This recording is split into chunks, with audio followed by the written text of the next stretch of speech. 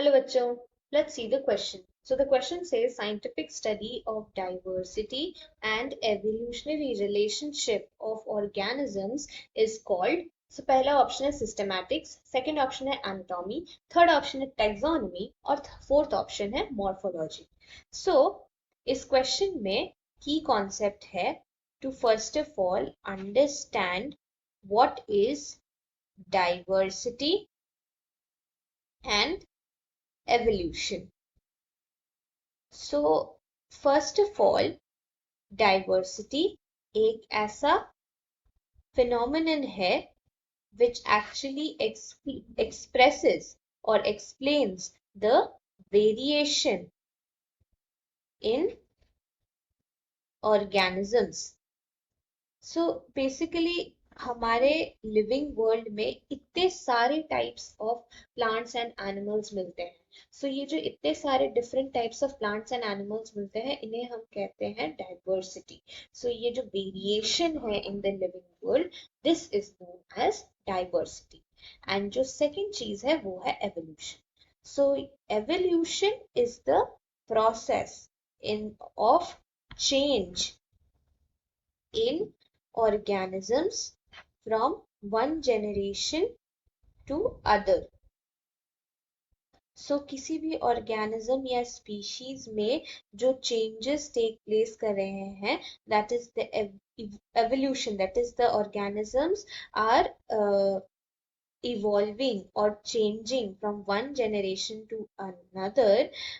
That is the evolution is being transferred or changing from the parents to the offspring. So this is known as the evolution.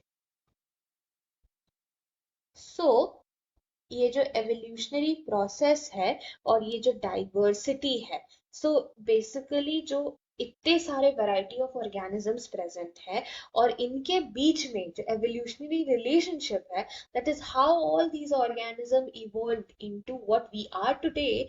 So therefore इस पूरे study को हम बोलते हैं systematics. So basically the study of diversity and evolutionary relationships. इस process को particularly हम बोलते हैं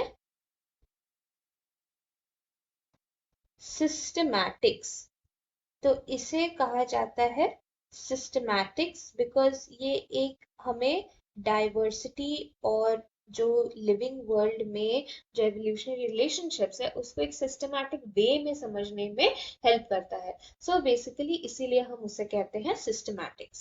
सो अब अगर हम ऑप्शंस देखें तो पहला ऑप्शन है सिस्टमैटिक्स. तो हमने देखा कि the study of the diversity and evolutionary relationships is known as systematics. So ये हो गया करेक्ट ऑप्शन. अब अगर अदर दूसरा ऑप्शंस देखें तो सेकंड ऑप्शन है anatomy. So anatomy is basically the study of the structure and the morphology of the given organism. So that is anatomy. So ये हो गया गलत ऑप्शन क्योंकि ये हमें डाइवर्सिटी या एवोल्यूशनरी रिलेशनशिप समझने में हेल्प नहीं करता है एंड इस स्टडी को हम एनाटॉमी नहीं बोलते हैं.